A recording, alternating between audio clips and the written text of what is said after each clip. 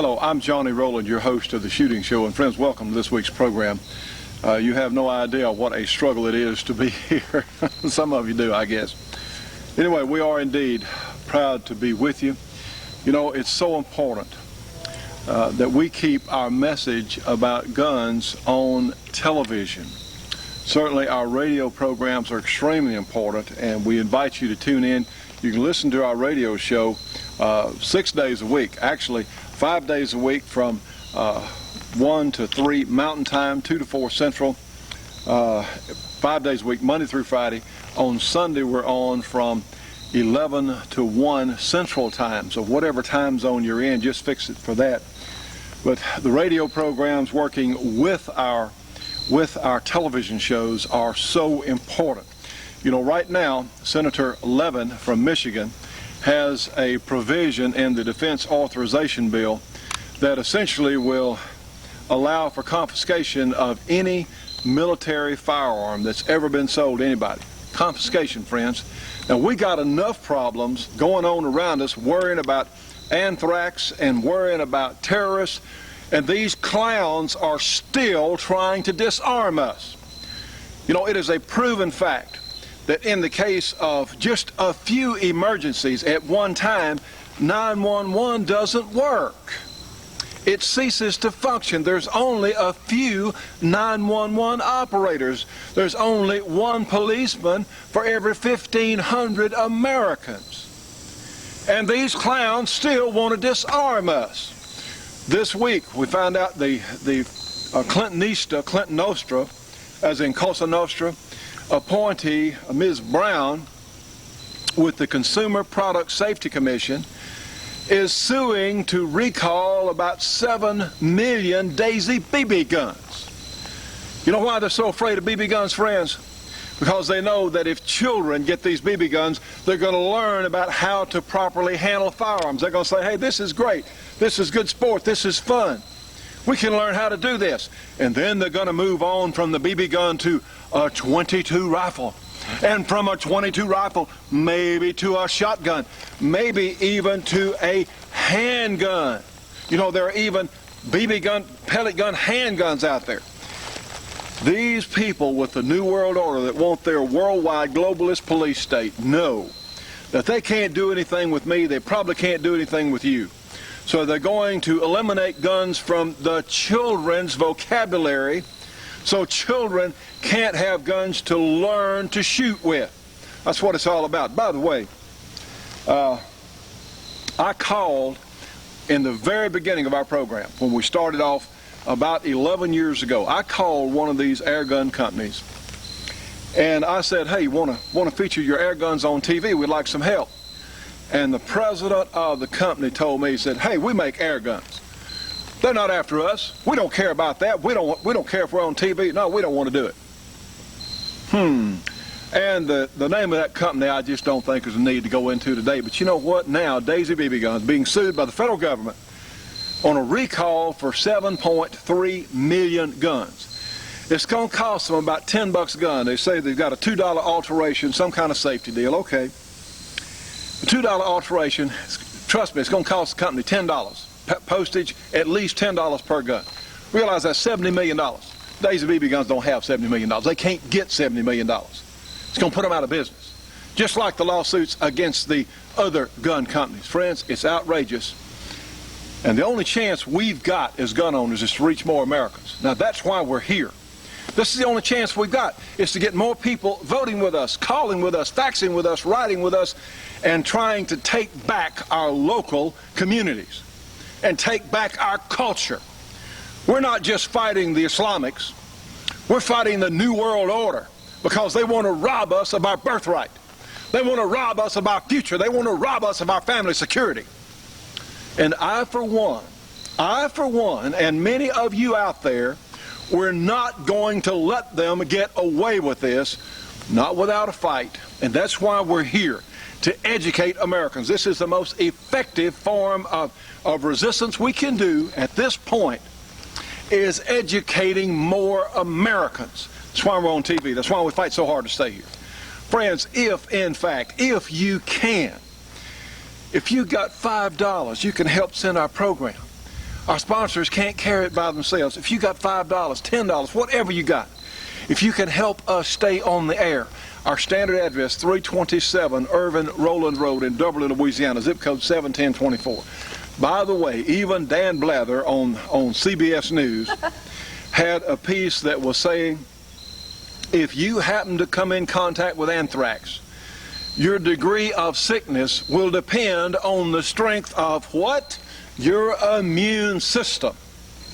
Friends, we got BioChoice. We can get you BioChoice, which has as great or greater an importance now than it ever has in the past. Friends, give us a call, 318-377-5189 if you want BioChoice info. It is a fantastic product. Well, you know, a lot of people say, well, Johnny, does that jungle gun, which, by the way, Mossberg had the foresight to stop production of, one of the finest, one of the greatest shotgun systems ever developed, Mossberg stopped production of it. No, I can't answer that. No, I don't know why. No, but people say to me, well, Johnny, does that thing really shoot as fast as you show? Well, let's see how it does this morning. So we got one left.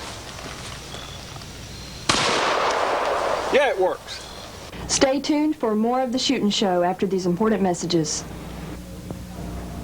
The Shootin' Show will be right back after this break for your local cable company or TV station.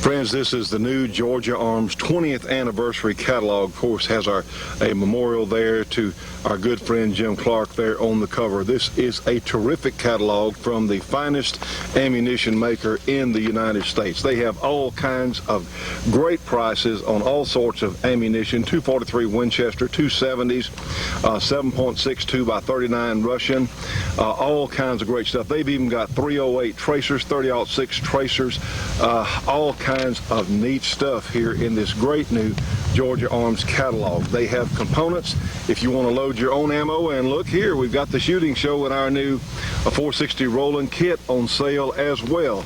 Georgia Arms has the best prices for custom grade ammunition that I'm aware of in the United States, and guess what else? They're helping to support our Shooting Show. Friends, give them a call today. Free phone call, free catalog, 1-800-624-6861, 1-800-624-6861, Georgia Arms, and please remember to tell them that you heard it and saw it here on our program. You know, friends, this time of year we've got a lot of people duck hunting, doing things with shotguns and other guns. Hunting season starting up all over the country. And the reason I'm holding this water jug is you think about a goose or a duck is going to take up about this much space roughly in the air as this 1 gallon milk jug or water bottle in this case. So let's see. We've got a lot of people have questions about chokes, about how far these shotguns will be effective. Well, let's try an experiment here. We've got some bottles out here on a frame, and we're going to be shooting at about 35 yards. And let's take a look at something. Watch this. Friends, what we're going to do, we're out here at about 35 yards, which is going to be a pretty good distance. This is going to be probably an average distance for duck hunters, for goose hunters, for a lot of us. Some will shoot further, some will shoot closer, of course. We've got some federal a goose load here. And this jungle gun has an open choke. And we've got that bottle. We're going to shoot at the one on the rail out there at about 35 yards.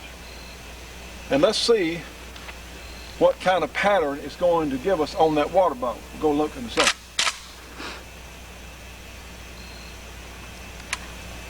Here we go.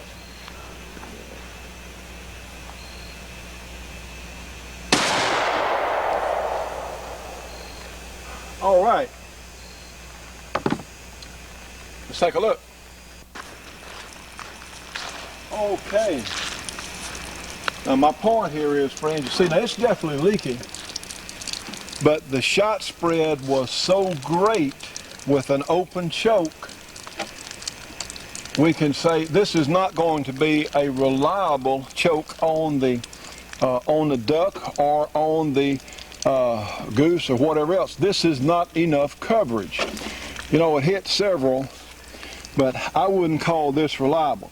Let's take the same shell, go to a more closed choke. Again, that's not good enough.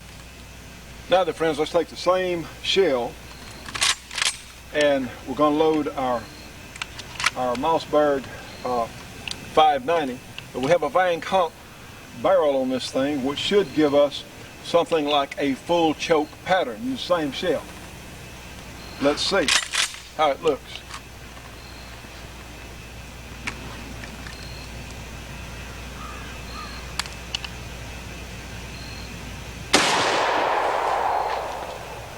Now, is that unreal on the difference? Let's go down and take a look.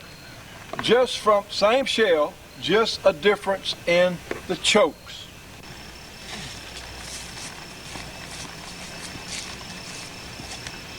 All right, friends, you see I picked it up here. And let's take a look. In fact, let me set my gun down here. Same shell, same manufactured gun. The difference was in the choke. Now then,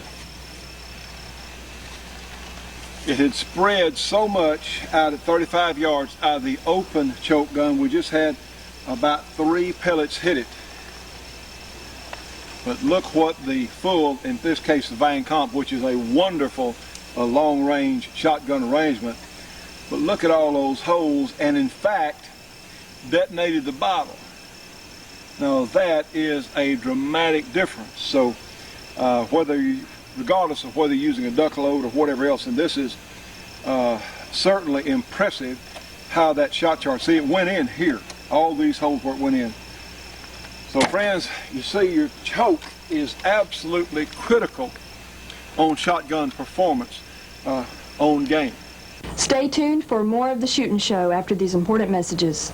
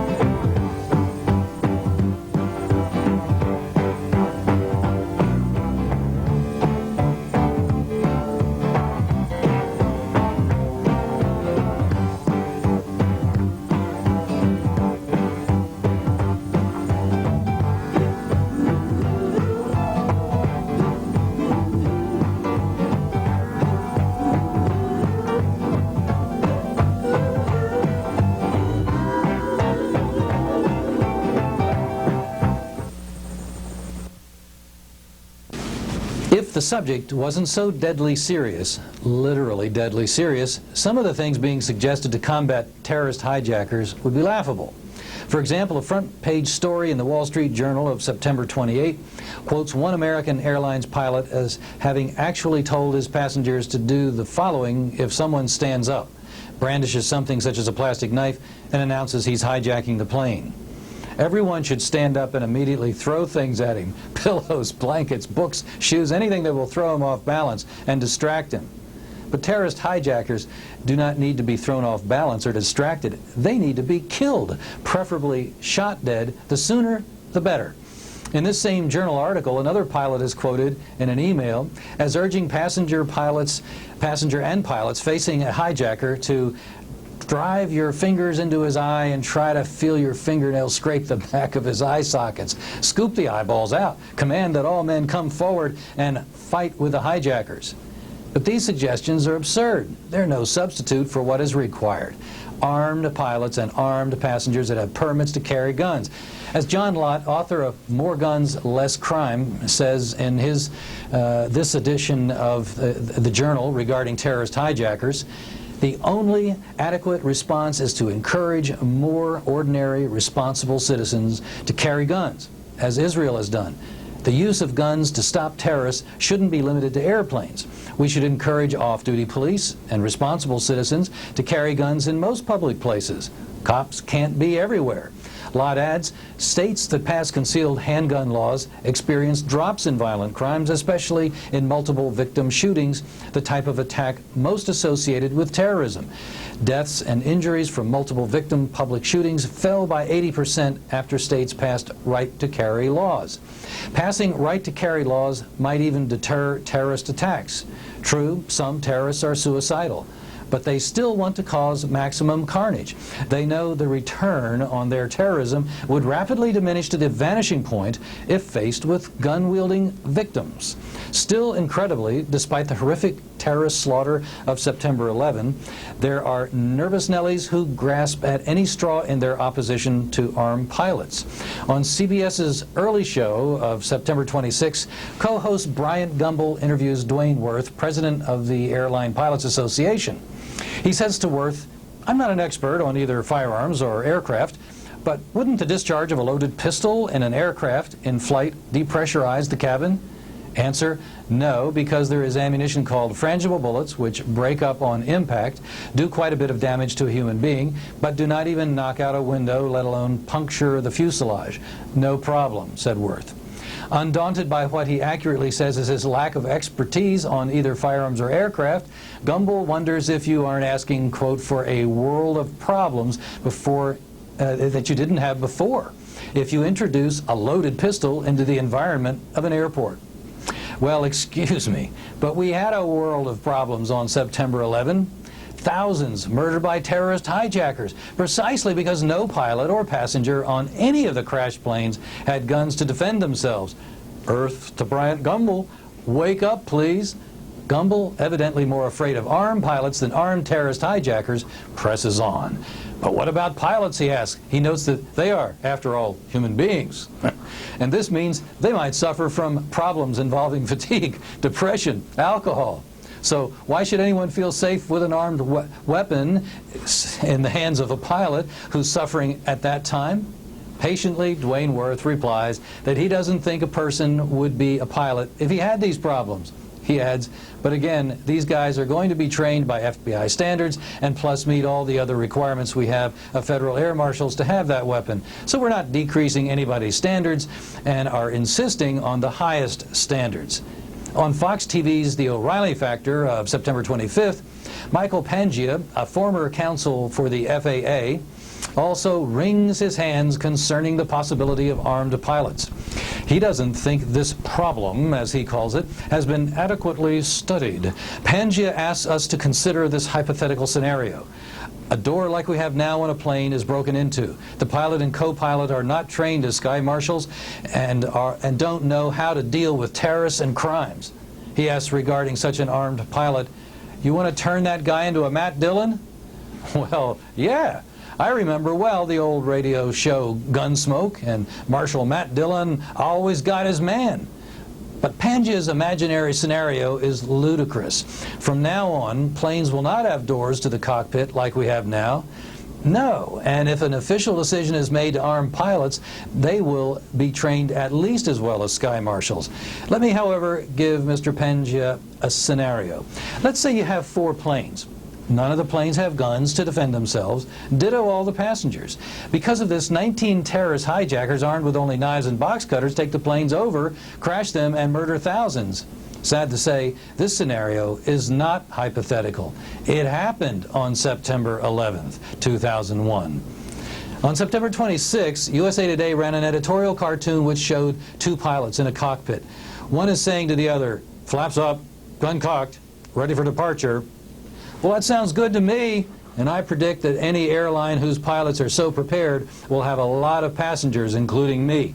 An editorial in the Atlanta Constitution on September 26 says the idea of arming pilots is too ludicrous and dangerous to be considered. Now is not the time to lose our heads. Nor was it the time to lose our planes to murderous terrorist hijackers, but we did, with disastrous results. To try and assure that this never ever happens again, pilots and passengers must be armed. From Washington, this is Larry Pratt for Gun Owners of America. To join Gun Owners of America, you can call them at 888-886-GUNS, 888-886-4867. Well, friends, the purpose of this is to help us own the game field out there, and certainly hunting is a great sport, one that we need to continue this tradition. But the gallon water jug is a pretty good, yeah, it's bigger than a dove, bigger than a quail, but for a lot of game animals, and even for the effective kill zone on a deer, this is a real good example. So anyway, let's take a look at something. What if our water bottle here has sprouted wings and is flying along at about 30 miles per hour? All right, we were at 35 yards. For the sake of simplicity, let's call that 100 feet. All right, now then, the velocity of this 12-gauge shotgun is going to be running probably around 1,200 or so average time it gets there. So realize if that bird is moving at 30 miles per hour, which is not a fast speed, believe me, for a duck or something, you've got to lead that particular bird. Certainly you have to lead other animals, a running deer, something like that, a coyote, whatever else. Well, let's see just how much out at about 35 yards, we're going to call it roughly 100 feet. Let's see how much we have to lead. All right, we've got a shotgun shell running at 1,200 or so feet per second, and yet leaves the barrel faster than that by the time it gets there. We're talking averages here. All right, so 30 miles per hour is 44 feet per second. All right, a shot charge moving at 1,200 feet per second average is going to take 1/12 of a second to go 100 feet. 1/12 of a second. 1,200 feet per second, 1/12. All right, we'll divide 12 into 44. 1/12, remember. We're going to get roughly 3.5. So to accurately hit that bird at 100 feet with a shotgun charge, you're looking at leading, let's say our water bottle's flying this way for expediency, you're going to have to aim about right here so the bird will fly into the shot charge as it comes through the air. Now that's at 100 feet. Further shots will require a greater lead, a closer shot, and the only way you can master this, of course, sporting clays is a real good exercise to master or to work on your skills and practice. Going out in the field and practicing. We have to think about these things. All right, let's say that this is a deer rifle. And instead of, here we go. Somewhere roughly a 308. Let's say instead of 100 feet, we're talking 100 yards. Now then, at 100 feet with twice this velocity, we're looking at about 1 3/4 feet that you'd have to lead a deer running at 100 feet, a deer running at 30 miles per hour, which, trust me, is not fast for a deer. That's pretty good speed, but they can go faster than that. Okay, but that's a pretty good, especially a wounded deer or something that you might have to take that running shot.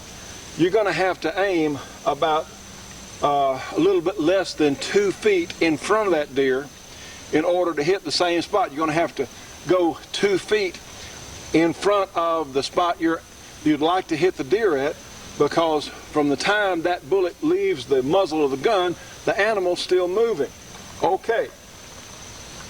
Let's say it's at 100 yards. So we're talking 3 times.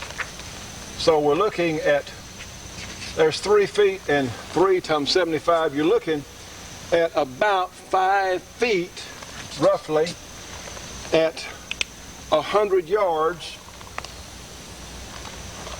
that you'll have to lead. Again, this is a good rule of thumb. This size kill zone on the deer. So at 100 yards, if that deer's running across in front of you, you're going to have to lead that deer 4 or 5 feet with any hope of hitting him. So this is why, and it's hard. The deer may be bounding, may be jumping, and it's really hard to do. But these are things I've heard so many hunters say, yeah, I shot at him again, I shot, and he was running, and I shot right at him. That's why they missed. Stay tuned for more of the Shootin' Show after these important messages.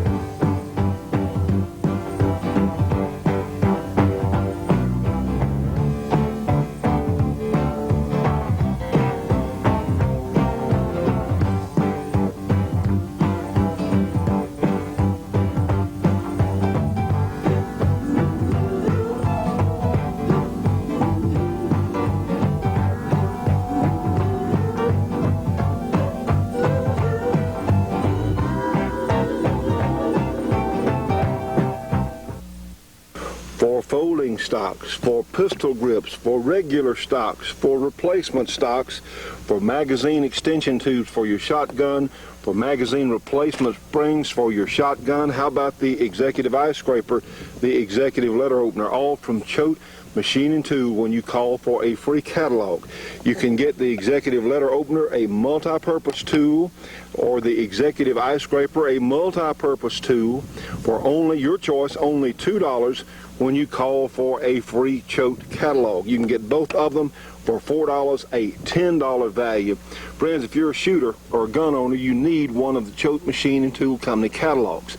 Call them today, 1-800-972-6390 in Ball Knob, Arkansas. They're helping to support our project. You need one of their catalogs. Again, 1-800-972-6390. And please remember to tell them that you saw it here on our show. And now for our support group, friends, we have Custom Leatherwork and Saddlery in Denham Springs, Louisiana. We have Brooks Communication in Albuquerque, New Mexico. We have Dennis Crocker Firearms Training for grass information as well there in South Carolina. We have Gearlings Equipment Rentals, heavy equipment rentals in Southern California. And we have Mike and Sherry Harris Pilot Services and Consulting there in South Carolina.